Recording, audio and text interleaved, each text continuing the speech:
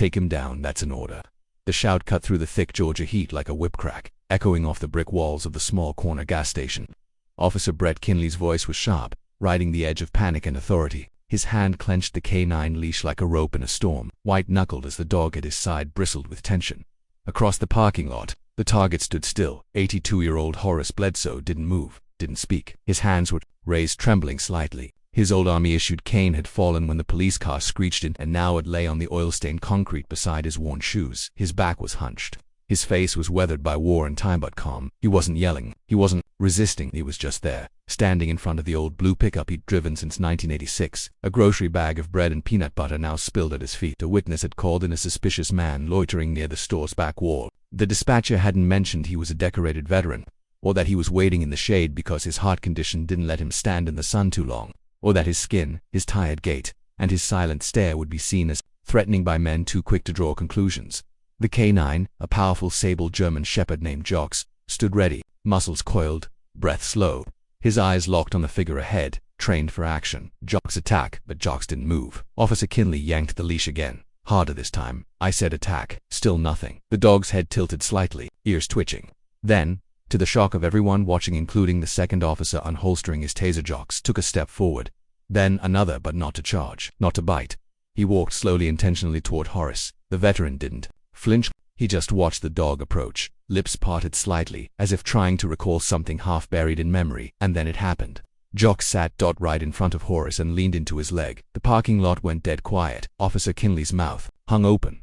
Horace blinked, stunned, and then, slowly, shakily, he raised a hand and placed it on the dog's head. Jox didn't move. His tail thumped once, and then, without a word, the old man lowered himself to his knees, not out of fear, but something else. Reverence, recognition. "I know you," Horace whispered. "You ain't like the others." By then phones were out. A small crowd had formed. Videos were rolling. People had witnessed the command, the hesitation, the defiance. Kinley tried to recover. "Get back, sir. Do not touch the dog. Step away." But Jox wouldn't leave him. Not when Horace placed both hands on his fur. Not when he closed his eyes, as if remembering another dog, another time, another battlefield.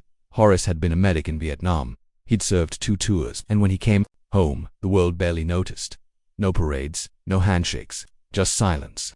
The one friend he'd kept from those days was a German shepherd named Rex, a scout dog he'd trained himself. The bond between them had been forged in the jungles of Cam Els, under fire and fear and nights too loud with helicopters to hear your own thoughts. When Rex was killed by a tripwire, Horace had buried something with him, a part of his heart. Now, decades later, standing in the middle of a gas station parking lot surrounded by shouting officers and wide-eyed bystanders, that part came back, not in a memory, but in the weight of a dog leaning gently into his chest.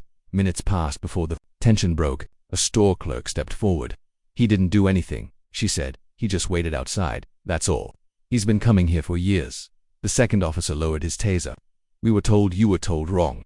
The woman snapped. "He's not a threat, he's a man." Kinley tried to pull Jox away again, but the leash remained slack in his hand. The dog had made his decision later.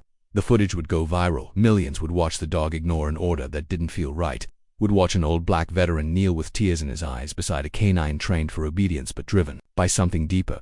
Compassion. Some called it a miracle, others called it justice, but Horace Bledsoe, who had seen war and hatred and 1,000 days more painful than this one, just called it what it was. "A moment," he whispered, as he held Jox's face in both hands. "A moment of being seen, finally." The video was everywhere within hours. News outlets replayed the footage of Jox disobeying the command, of him walking calmly to Horace and sitting down beside him like an old friend reunited after years apart. Social media exploded with hashtags, hailed the moment as divine intervention, others as a sign that empathy still lived inside systems built on cold instructions. But at the heart of it all, beneath the noise and commentary, were just 2 souls, one man, one dog who had shared something that no camera could fully capture, recognition without words. Back at the precinct, Officer Kinley was furious. He had been suspended pending investigation. But that wasn't what made him pace his apartment with clenched fists and bitter mutters. It was the fact that Jox, his canine partner, had made him look weak, undermined, disrespected. A decade in the force, commendations on the wall, and now this, undone by a dog that chose compassion over command. Meanwhile, Horace sat quietly in his modest apartment 2 blocks from the store, unaware of just how far his story had traveled. The grocery bag he'd dropped had been returned to him, the bread now crushed, but the peanut butter jar still intact. He hadn't spoken much since that day, except to his neighbor, Mrs. Crandall, who'd brought him some warm stew. But even she noticed something different. The way he kept glancing toward the door. The way his hands moved, resting gently in his lap almost as if he was expecting someone or something to return. The knock came the next morning. Media. Not police. It was Deputy Claire Mason from the Canine Division. She stood awkwardly on Horace's porch, holding a leash in one hand and a clipboard in the other. At the end of the leash was Jocks.com and alert. His amber eyes fixed on the man in the doorway. Horace stepped outside without a word. He didn't need one. Jocks walked up to him slowly and, just like before, leaned against his leg. "I'm sorry for just showing up," Claire said softly. But Jocks hasn't been the same since the incident. He stopped eating. "Wouldn't." Train barely responded to Kinley's voice. "Because that man commands with fear," Horace said, his voice low but steady.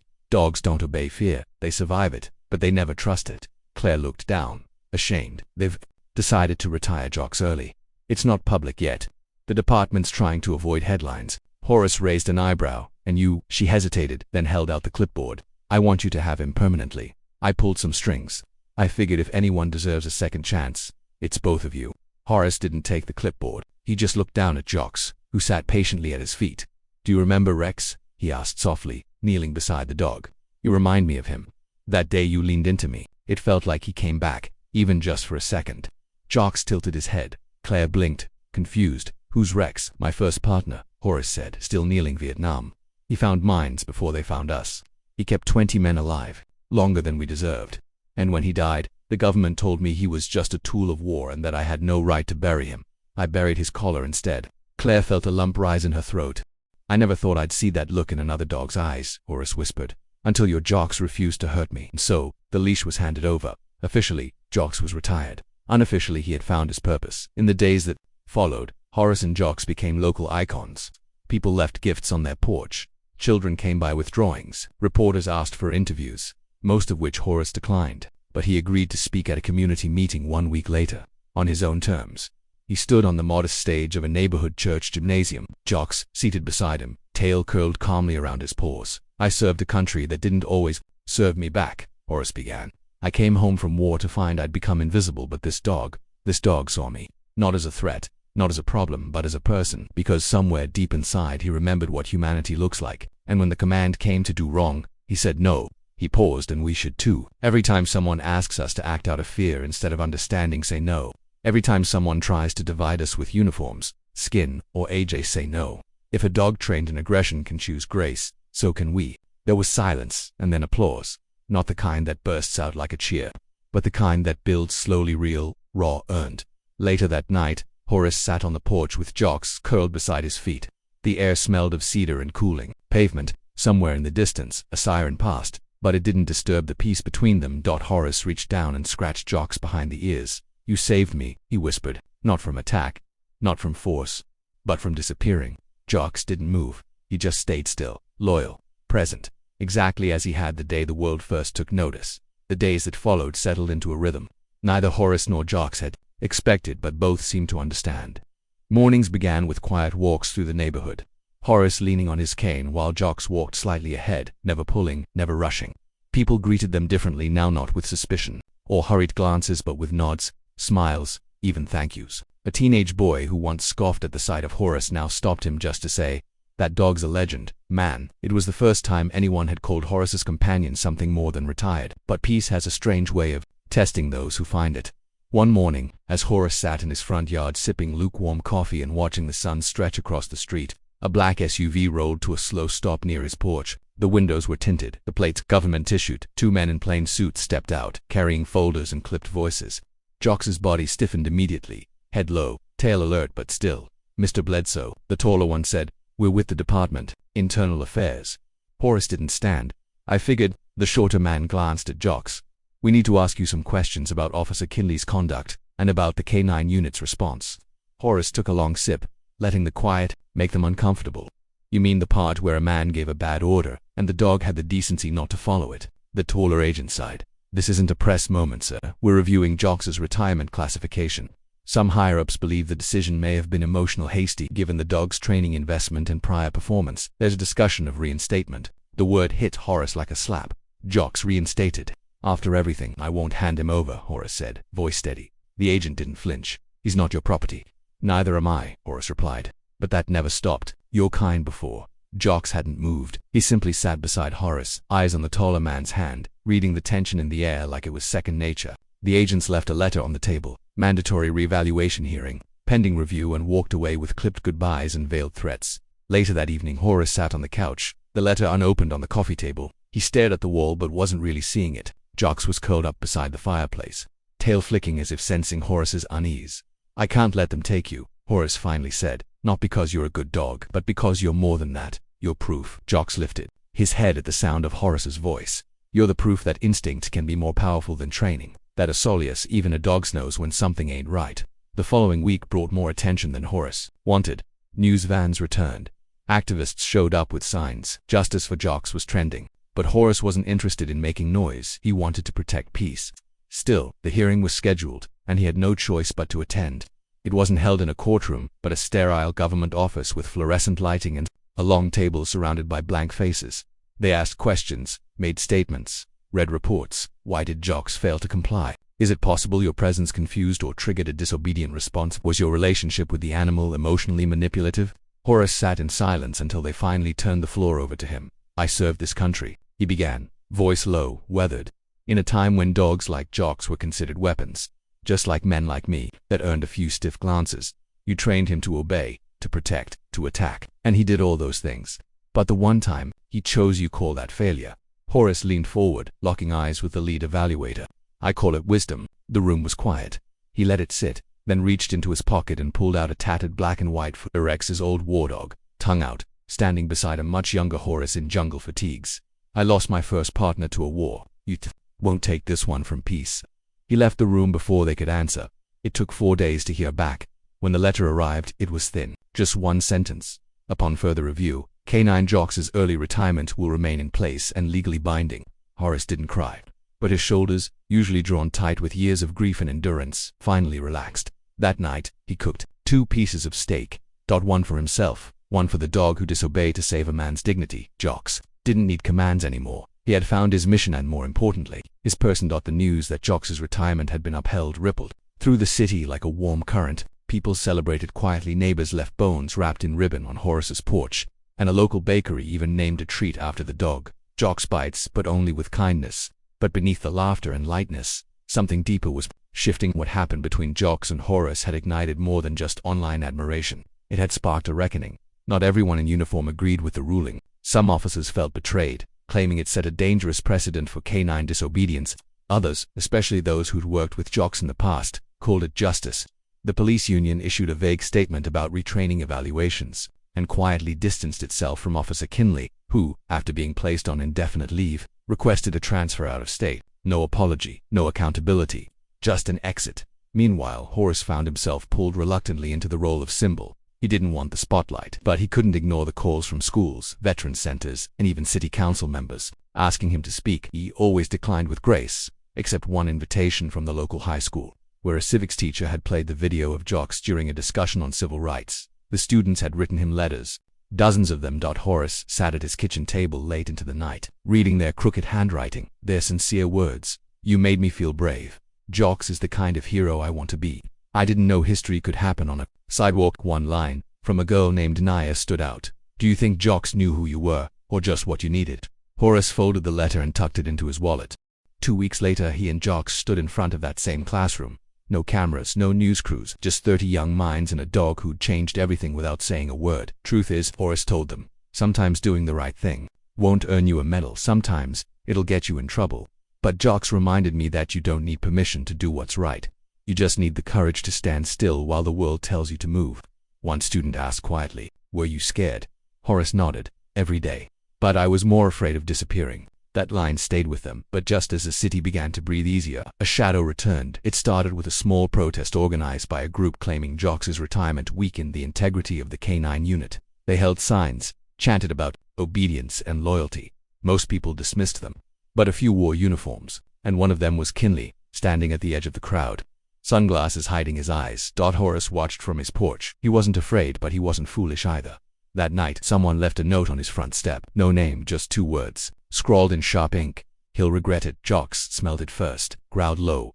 Horace calmly picked it up, read it once, then fed it to the fire. "I've had worse threats thrown at me," he murmured, patting Jocks gently. You think I survived 2 tours in segregation just to get spooked by cowards in the dark? But even he couldn't ignore what happened next.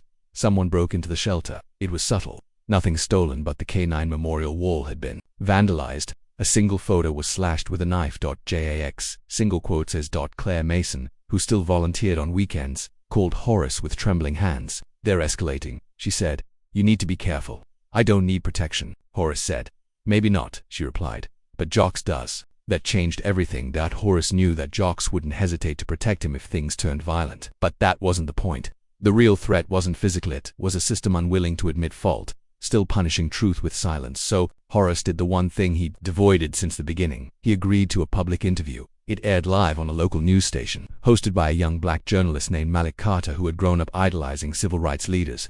Horace wore his army hat. Jocks sat quietly at his feet. Malik didn't ask soft questions. He asked about racism, about abuse of power, about the pain of being seen as a threat instead of a neighbor. And Horace answered slowly, carefully but without fear. There was a time I didn't speak, he said, because I thought my voice wouldn't matter. But silence is where injustice grows. I'm not angry at that officer anymore. I'm angry at the world that trained him to see an old man as a target. Then, looking directly into the camera, he added, but I thank God every day that your dog, trained for war, chose peace instead. The next day, a mural appeared downtown. Painted across a brick wall was Jocks, sitting tall beside Horace's silhouette. Above them, in bold letters, choose stillness over violence, choose wisdom over obedience. People gathered, took pictures, left flowers, and that night, as the city pulsed with conversations and whispers, Horace sat once more on his porch. Jocks curled beside him, tail flicking softly in the breeze. They're listening now, Horace whispered. And for the first time in a very long life, he felt it not victory but vindication. The mural stayed up for 3 days before someone defaced it. Thick black paint across Jocks's face, crude words scrawled over the quote in red spray. Horace saw it on the morning walk. He stood in silence, staring at the wall while Jocks sat beside him, tail still, eyes fixed. A police cruiser passed by. Without slowing down, he didn't call anyone. He didn't post about it. He just stood there, hands in his coat pockets, watching as 2 high school students from the nearby charter school silently walked up beside him. One of them, a tall, lanky boy with a backpack too heavy for his frame, took out his phone, snapped a picture of the vandalism, and whispered, "We'll fix it, sir." Horace didn't reply, just gave him a nod that said everything. By nightfall, the wall was clean, not just repair, transformed. Dozens of students came out with brushes, ladders, and paint cans. The original mural was repainted, brighter this time, sharper and taller. They added a quote beneath the new image of Jocks and Horace, taken from Horace's interview. Courage doesn't always bark. Sometimes, it just refuses to bite. The story caught national attention again. This time, it wasn't about outrage. It was about resistance, quiet but rooted like stone. It was about a community learning to listen not through shouting, but through stillness. And in the middle of it all was a man who had seen too much to be shaken, and a dog who had defied a command with the calmness of a soldier choosing mercy. In the days that followed, City Council invited Horace to speak formally. He declined. "I already said what mattered," he told them, "and if folks don't hear it the first time, they'll hear it in their own hearts eventually." Instead, Horace focused on Jocks. Jocks had begun slowing down. Not much, just enough for Horace to notice. He limped slightly after longer walks. His appetite dipped. The vet ran tests, gently explaining that years of training, deployment, stress, they take their toll. Nothing aggressive, nothing immediate, but time, as always, was undefeated. Horace didn't panic, he just adapted. The walks got shorter, the porch time longer, the silences between them deeper. He knew what was coming, not today, maybe not tomorrow, but soon enough to be real, and that made every day sacred. One morning Horace found Jocks standing by the door long before the sun rose. The dog was restless, tail low, body tense. Without asking questions, Horace dressed quickly and followed him. Jocks led him to the empty field near the high school. The grass was wet, dew clinging to their shoes and paws. And then, as if waiting for something only he could feel, Jocks stopped in the center of the clearing and looked up. The first rays of dawn broke over the horizon. Jocks sat and for 20 silent minutes the two of them watched the light come up, painting the field gold. Later, when the bell rang and students began walking past, they saw the man, old black man, and a weathered K9, sitting still in the grass like statues. No protest, no speech, just presence. A few kids slowed, unsure what to do. Then one girl, maybe 9 or 10, walked over and placed a single daisy next to Jocks's paw. He didn't move, just nudged it once with his nose. Horace placed his hand gently on the dog's back. "He wanted to come here today," Horace said. "I think he needed to remember who he is." They stayed until the sky turned fully blue. Weeks passed, then came the morning when Jocks didn't get up. Horace found him curled beside the fireplace, breath soft, heartbeat faint. He lay beside him, stroking his fur for what felt like hours. No panic, no rushing to the vet. Just quiet gratitude. I know, he whispered. You don't have to fight anymore. Jocks passed peacefully, his head resting against Horace's hand. The funeral wasn't official. No flag, no badge. But that didn't matter. People came, neighbors, veterans, kids, even officers from other precincts. Claire Mason stood by the tree where they buried him, tears streaking her cheeks, holding a small plaque that simply read, "He chose peace." Horace spoke only once, just loud enough for everyone to hear. He didn't save me by protecting me. He saved me by seeing me, and that, my friends, is more than any uniform can teach. Months later, Horace still walked every morning, alone now, but never empty. Every corner of the neighborhood echoed with memories. People still waved. Children still asked questions. Sometimes they called out, "How's Jocks?" forgetting or hoping the answer might change. Horace would smile gently and tap his chest. "He's right here." One autumn afternoon, a letter arrived. It was from the mayor's office. The city council had unanimously voted to rename the public dog park on 5th Street. It would now be called Jocks Field. The dedication included a sculpture, a life-size bronze of Jocks, ears perked, eyes alert, sitting beside a bench made to resemble a field medic's cat. And on the bench, etched into the metal, were the words, "When they commanded harm, he chose to heal." Horace sat there every week, always bringing 2 biscuits. One he'd place quietly beneath the statue. The other, he'd eat himself, laughing softly as crumbs fell into his lap. Because even now, even in stillness, the memory of that day, that defiance was alive. And sometimes, when the wind rustled just right through the leaves, Horace swore he could hear it again, not a bark, not a growl, just the sound of a leash hitting the ground. And a soul deciding, in one split second, to choose love instead of orders.